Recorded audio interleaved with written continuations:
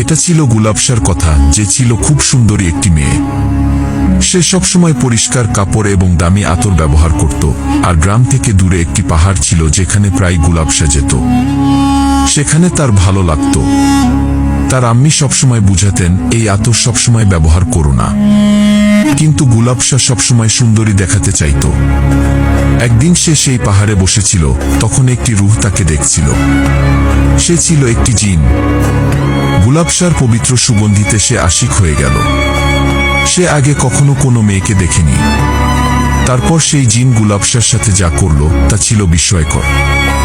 গুলাবশা লোভী ছিল এবং সে জিনের সাথে থাকার সিদ্ধান্ত নিল, কারণ সে খুব গরিব ঘরের মেয়ে ছিল, আর জিন তাকে সম্পদের লোভ দেখালো। শহরের সবচেয়ে পুরানো এবং সরু গলির শেষে একটি ছোট জরাজীর্ণ বাড়ি ছিল, যার দেয়ালগুলো সময়ের ধাক্কা খেয়ে তাদের আসল রং হারিয়ে ফেলেছিল। এই বাড়িতেই গুলাবশা তার আম্মি এবং পঙ্গু আব্বার সাথে থাকত।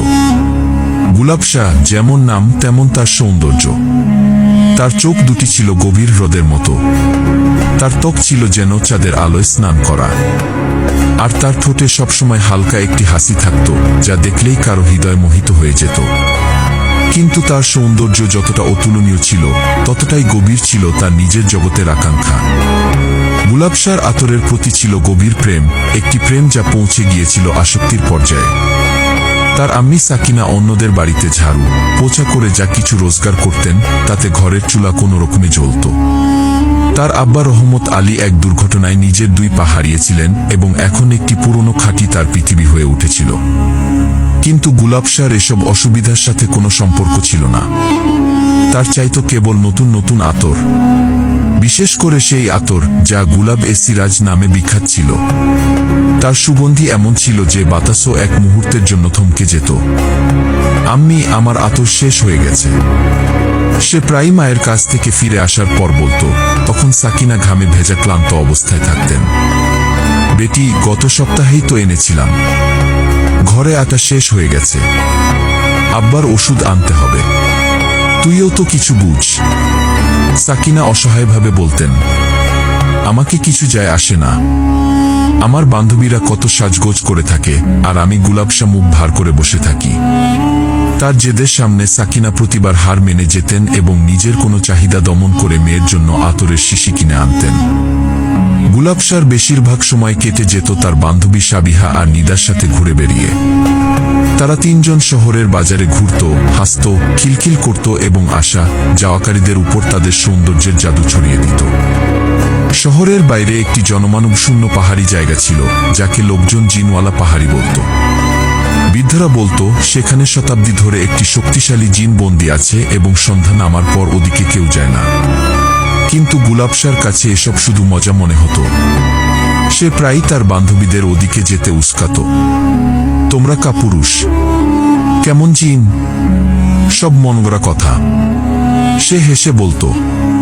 তার আম্মি তাকে হাজারবার সেই পাহাড়ি দিকে যেতে নিষেধ করেছিলেন। গুলাবশা, ওই দিকে যেও না, ও জায়গা ভালো না। ওখানের হাওয়াতেই অদ্ভুত কিছু আছে।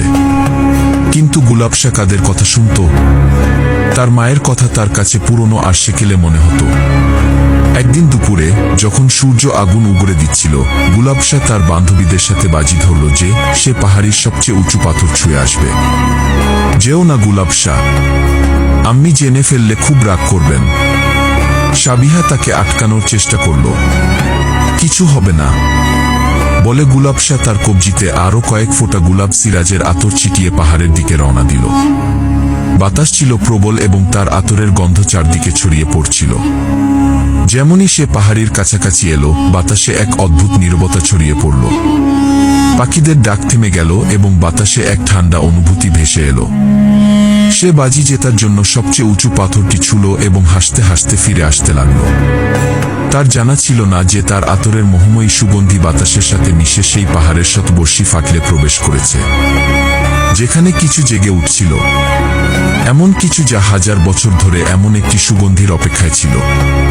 সেই রাতে যখন গুলাবশা ঘুমোচ্ছিল, তখন সে অনুভব করল যেন কেউ তার কানে ফিসফিস করছে, তোমার নাম কি হে সুগন্ধির মালিকা? সে হঠাৎ চমকে চোখ খুলল। ঘরে কেউ ছিল না, কিন্তু বাতাসে গোলাপের সাথে সাথে আরেকটি অজানা, পুরনো এবং শক্তিশালী গন্ধ মিশেছিল। গুলাবশার হৃৎপিণ্ড জোরে ধুকপুক করতে লাগল। এটি ছিল কেবল শুরু, একটি ঝড়ের, যা তার জীবনকে চিরকালের জন্য বদলে দিতে চলেছিল। সেই রাতের পর থেকে গুলাবশার জীবনে অদ্ভুত ঘটনা ঘটতে শুরু করল। যখন সে একা থাকত, তখন নিজের নামের ফিসফিসানি শুনতে পেত। তার ঘরে রাখা আতরের শিশিগুলো হঠাৎ করেই কিছুটা খালি হয়ে যেত। কখনো আয়নায় নিজের প্রতিবিম্বের পেছনে একটি অস্পষ্ট ছায়া দেখতে পেত, যা চোখের পলকে মিলিয়ে যেত। শুরুতে সে এটিকে নিজের ভুল ধারণা ভেবেছিল, কিন্তু ধীরে ধীরে ভয় তার হৃদয়ে বাসা বাঁধতে লাগল। সে যখন বান্ধবীদের সাথে বাইরে যেত, তখন অনুভব করত যেন কেউ তাকে লক্ষ্য করছে। একটি অদৃশ্য শক্তি প্রতিটি মুহূর্তে তার সাথে চলত। এক সন্ধ্যায় যখন সে বাজার থেকে ফিরছিল, হঠাৎ বাতাসের প্রবল ঝাপটা এলো এবং তার কানের কাছে কেউ ফিসফিস করে বলল, তুমি শুধু আমারই, গুলাবশা। গুলাবশা আতঙ্কে চিৎকার করে বেঁচে গেল। সে দৌড়ে বাড়ি এসে হাঁপাতে হাঁপাতে দরজা বন্ধ করে দিল। তার মুখ ভয়েতে ফ্যাকাশে হয়ে গিয়েছিল। তার আম্মি সাকিনা তার এই অবস্থা দেখে বিচলিত হয়ে পড়লেন। কি হয়েছে বেটি? এত ভয় পেয়ে আছিস কেন? কিছু না আম্মি। সে মিথ্যা বলে দিল। কিভাবে সে বলবে যে একটি জিন তার পিছু নিয়েছে? কেউই তো বিশ্বাস করবে না।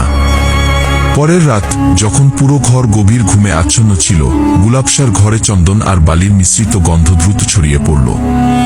তার ঘুম ভাঙল এবং সে যা দেখল তাতে তার রুহ কেঁপে উঠল। তার খাটের সামনে বাতাসে একটি ছায়া তৈরি হচ্ছিল।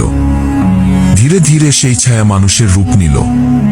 সে ছিল এক লম্বা, শক্তিশালী এবং অত্যন্ত সুদর্শন যুবক। তার চোখ দুটি অঙ্গারের মতো জ্বলছিল এবং মুখে এমন এক আকর্ষণ ছিল যা ভয় সৃষ্টি করছিল। কে তুমি? গুলাবশার কাপা কণ্ঠস্বর বের হলো। আমি সে, যাকে তোমার সুগন্ধি জাগিয়ে তুলেছে। সেই ব্যক্তির কণ্ঠস্বর ছিল গভীর ও রূপরেখাময়। আমার নাম জরকান। আমি এক জিন এবং তোমার সুগন্ধিতে পাগল হয়ে গেছি। গুলাবশার রক্ত হিম হয়ে গেল। আমার কাছে কি চাও? আমি তোমার সাথে নিকাহ করতে চাই। জরকান সহজভাবে বলল, যেন এটি পৃথিবীর সবচেয়ে স্বাভাবিক ব্যাপার। আমি তোমাকে এই দারিদ্র্য থেকে বের করে আমার মালিকা বানাবো। তোমাকে সম্পদ, হীরা, জহরাত, প্রাসাদ, তুমি যা চাইবে তা তোমার পদতলে থাকবে। না, এটা কখনোই হতে পারে না। এখান থেকে চলে যাও। গুলাবশা চিৎকার করে বলল। জরকান হেসে উঠল। তার হাসি ঘরে প্রতিধ্বনিত হল। এত সহজে নয়। হে সুগন্ধির মালিকা, তুমি এখন আমার ভাগ্যের অংশ হয়ে গেছ।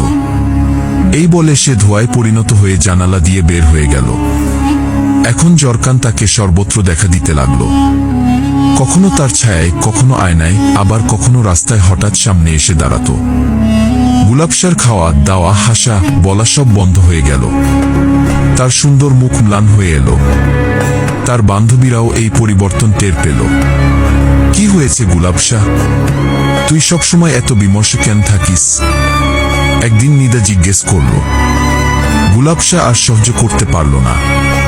সে হাউমাউ করে কেঁদে ফেলল এবং তার বান্ধবীদের কাছে সব সত্যি বলে দিল। সাহা আর নিদা এটা শুনে স্তব্ধ হয়ে গেল। এটা খুবই ভয়ঙ্কর। সাবিহা ভয়ে ভয়ে বলল, জিনের প্রেম মারাত্মক হয় গুলাবশা। সে যে কোনো সীমা অতিক্রম করতে পারে। তোকে এর থেকে মুক্তি পেতেই হবে। কিন্তু কিভাবে? গুলাবশা কাঁদতে কাঁদতে জিজ্ঞেস করল। সে তো কোথাও যায় না। সেই রাতেই জরকান আবার তার ঘরে এলো। এবার তার হাতে ছিল একটি মখমলের বাক্স। সে সেটা খুলল এবং ভেতরে ছিল একটি হার, যা দেখলে চোখ ধাঁধিয়ে যেত।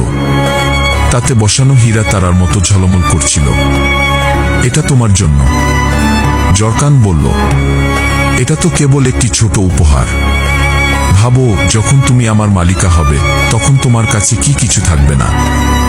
গুলাবশার দৃষ্টি সেই হারের উপর স্থির হয়ে গেল। সে সবসময় এমন জীবনই চেয়েছিল।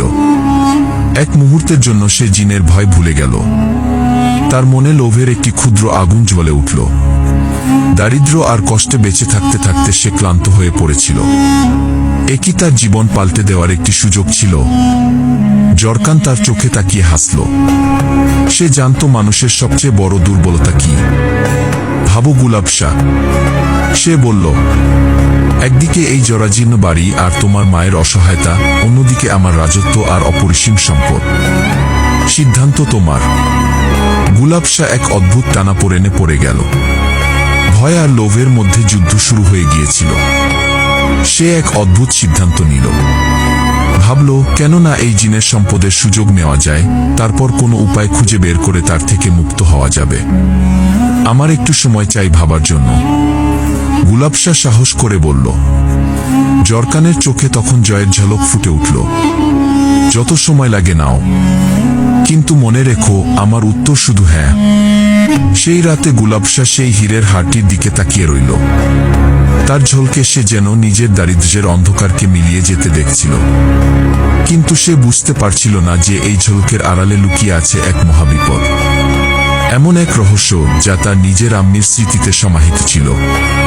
যখন গুলাব শাহ তার বান্ধবীদের কাছে নিজের সিদ্ধান্তের কথা বলল, তারা হতভম্ব হয়ে গেল। তোর মাথা খারাপ হয়ে গেছে নাকি? নিদা চিৎকার করে উঠল। তুই সেই জিনের সম্পদের লোভে পড়ছিস। সে জিন, মানুষ না। সে তোকে তার জগতে নিয়ে যাবে, আর তুই কোনোদিন আর ফিরতে পারবি না। আমি শুধু তার সুবিধা নেব। গুলাব শাহ যুক্তি দেখালো। কিছু সম্পদ নিয়ে আমি আমার আম্মি আর আব্বার জীবন ভালো করে দেব, তারপর কোনো উপায় খুঁজে বের করে তার থেকে মুক্তি পাব। কোনো উপায় হয় না গুলাব শাহ। সাবিহা তাকে বুঝাতে লাগল। তাদের জগতের আইন আলাদা। একবার তুই হ্যাঁ করে দিলে তুই আজীবনের জন্য তার বন্দী হয়ে যাবি। কিন্তু গুলাব শাহর উপর লোভের পর্দা পড়ে গিয়েছিল। সে তার বান্ধবীদের কথা উপেক্ষা করছিল। জরকান প্রতিদিন তার জন্য নতুন নতুন উপহার আনত। কখনো সোনার মুদ্রা, কখনো দামি রত্ন, কখনো রেশমি পোশাক। গুলাব শাহ সেগুলো গোপনে নিজের সিন্দুকে লুকিয়ে রাখত। ঘরের অবস্থা বদলাতে শুরু করল। আব্বার জন্য ভালো ওষুধ আসতে লাগলো এবং ঘরে ভালো খাবার রান্না হতে লাগলো। সাকিনা এসব দেখে অবাক হয়ে গেলেন। বেটি, এসব কোথা থেকে আসছে? একদিন তিনি জিজ্ঞেস করলেন। আমার এক বান্ধবীর বাড়িতে বিয়ে, ওরা আমাকে এগুলো দিয়েছে। গুলাব শাহ আরেকটি মিথ্যা বলল। সাকিনা চুপ হয়ে গেলেন, কিন্তু তার মন অশুভ আশঙ্কায় কাঁপছিল। তিনি তার মেয়ের চোখে সেই পুরনো দীপ্তি নয়, বরং অদ্ভুত এক ভয় আর লোভের মিশ্রণ দেখতে পাচ্ছিলেন। একদিন যখন সাকিনা গুলাব শাহর ঘর পরিষ্কার করছিলেন, তার চোখে সিন্দুকের নিচে পড়ে থাকা একটি ছোট দুল এসে পড়ল। ওটি ঝুমকা এমনই ছিল যেরকমটা সে নিজের জীবনে কখনোই দেখেনি। সে হাতে নিতেই সাকিনার শরীরে এক অদ্ভুত শক ঢুকল। সেই ঝুমকার থেকেই সেই অজানা পুরনো সুখপান্তি ভেসে আসছিল। চন্দন আর মরুভূমির বালুর মতো সে গন্ধে সাকিনার মনে কষ্ট ঢুকে গেল। এই সুগন্ধি সে আগে থেকেই অনুভব করেছিল। অনেক বছর আগের কথা, যখন সে নিজে ছোট একটি মেয়ে বাচ্চা ছিল।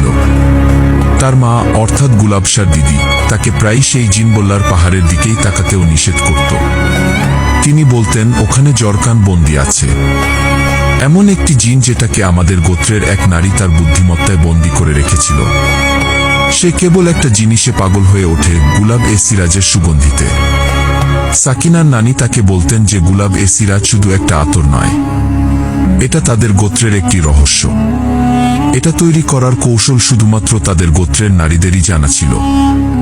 এর মধ্যে গুলাবের পাপড়ির সাথে এমন একটি বিশেষ ফুল মেশানো হতো যা ঠিক ওই পাহাড়ের পাদদেশে বছরে একবারই ফুটত।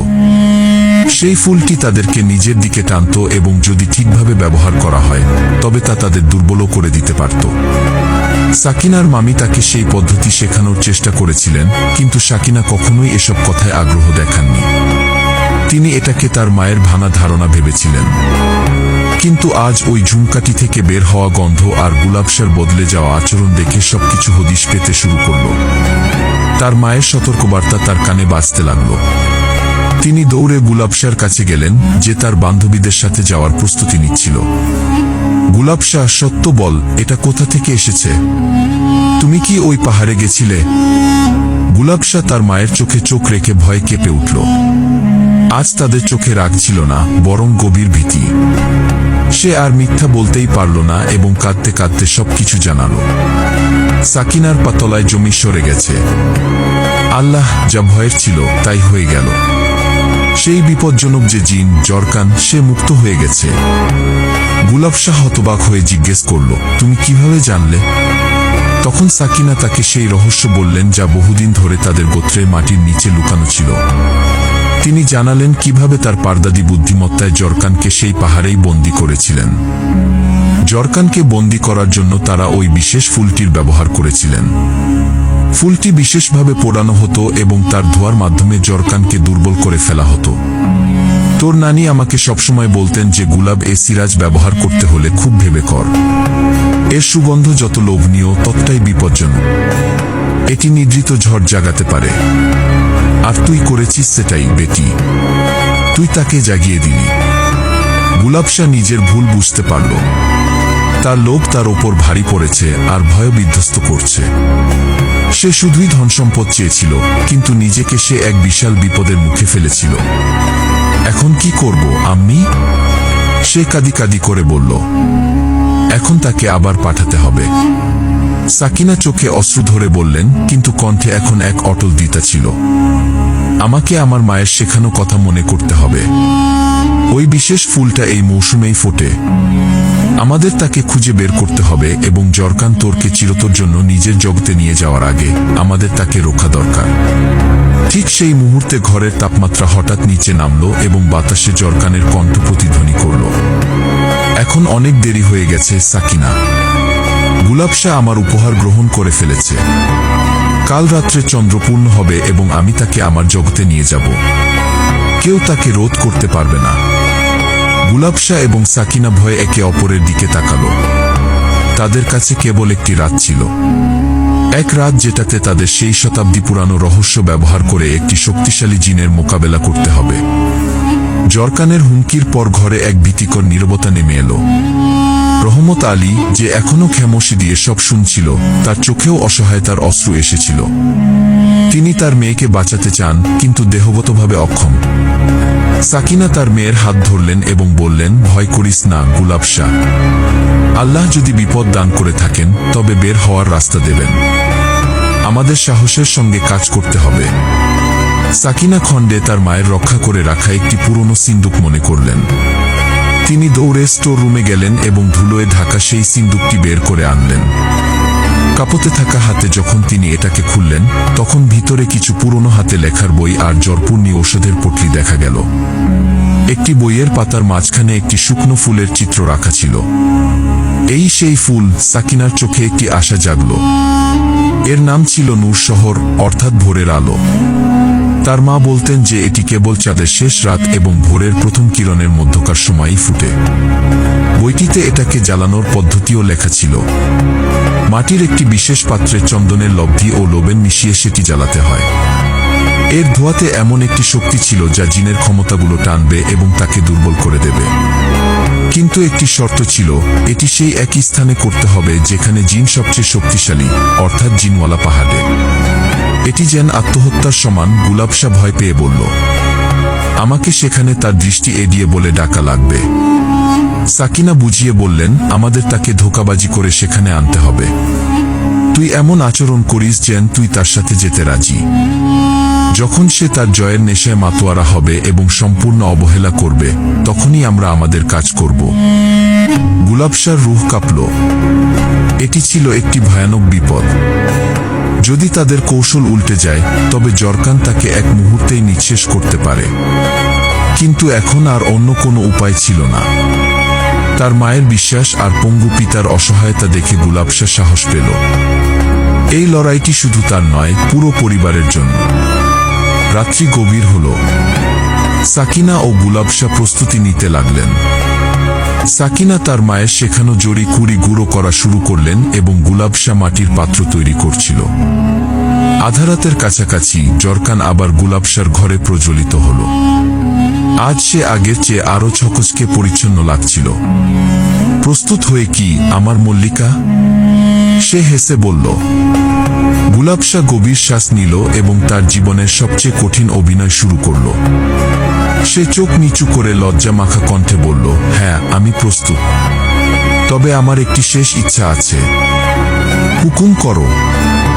জরকান বলল, আমি এই শহরকে, এই ঘরকে শেষবার দেখতে চাই। আমি আপনার সাথে সেই পাহাড়ি থেকেই যেতে চাই, যেখানে আমাদের প্রথম দেখা হয়েছিল। গুলাবশা কাপা কণ্ঠে বলল। জরকান হেসে উঠল, কি অদ্ভুত দিওয়ানাপনা! তবে তোমার প্রতিটি ইচ্ছাই পূরণ হবে। সে গুলাবশার প্রতারণার কথা একেবারেই বুঝতে পারল না। নিজের শক্তির উপর তার পূর্ণ ভরসা ছিল। যেই তারা ঘর থেকে বের হতে লাগল, সাকিনা গুলাবশার হাতে একটি ছোট পুটলি গুজে দিলেন। এটা নূর শহরের বীজের পুটলি। সুযোগ পেলে এটা তার চোখে ছুঁড়ে দিস। অন্তত কয়েক মুহূর্তের জন্য হলেও সে অন্ধ হয়ে যাবে। গুলাবশা পুটলিটা মুঠোয় শক্ত করে ধরল। পাহাড়িতে পৌঁছাতেই হাওয়া ঠান্ডা হয়ে গেল। পূর্ণ চাঁদ তার সমস্ত জ্যোৎস্না ঢেলে দিচ্ছিল এবং সেই আলোয় পাহাড় আরো ভয়ঙ্কর দেখাচ্ছিল। জরকান হাত বাড়ালো। চলো, এখন সময় হয়ে গেছে। গুলাবশার বুকের ভেতর ধুকপুকানি বেড়ে গেল। সে দেখল কিছু দূরে একটি বড় পাথরের আড়ালে সাকিনা মাটির পাত্র আর আগুন জ্বালানোর জিনিস নিয়ে লুকিয়ে আছে। এক মুহূর্ত গুলাবশা বলল এবং জরকানের দিকে ঘুরল। তার চোখে অশ্রু জমে উঠল। আমি সবসময় সুন্দরী হতে চাইতাম, সম্পদ চাইতাম। আপনি আমাকে সব দিয়েছেন। আমি শুধু আপনার মুখটা একবার ভরে দেখতে চাই। গুলাবশার এই ভঙ্গিমায় জরকান মুগ্ধ হয়ে গেল। সে হেসে তার দিকে এগিয়ে এলো। এটাই ছিল সেই সুযোগ। গুলাবশার সর্বশক্তি দিয়ে মুঠোয় ধরা পুটলির বীজ জরকা তার মুখের মধ্যে ছুঁড়ে মারলেন। সে সাথে সাথে অন্ধ হয়ে গেল এবং তার মা দ্রুত এসে তাকে একটি বোতলের ভিতরে বন্দি করে পাহাড়ের গুহায় রেখে দিল। জিন পাহাড়ে চিৎকার করতে থাকলো, আমি আবারও ফিরে আসব। মা এবং মেয়ে দ্রুত সেখান থেকে বাড়ি চলে গেল।